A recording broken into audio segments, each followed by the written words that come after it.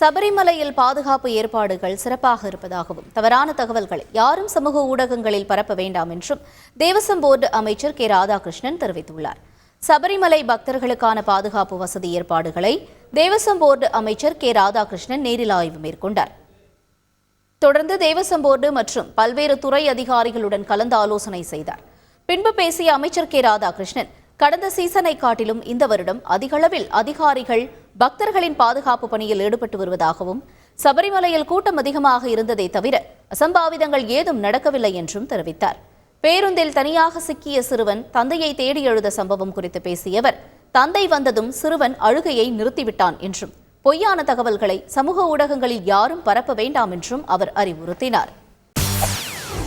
செய்திகளை உடனுக்குடன் தெரிந்து கொள்ள உடனே சப்ஸ்கிரைப் பண்ணுங்க.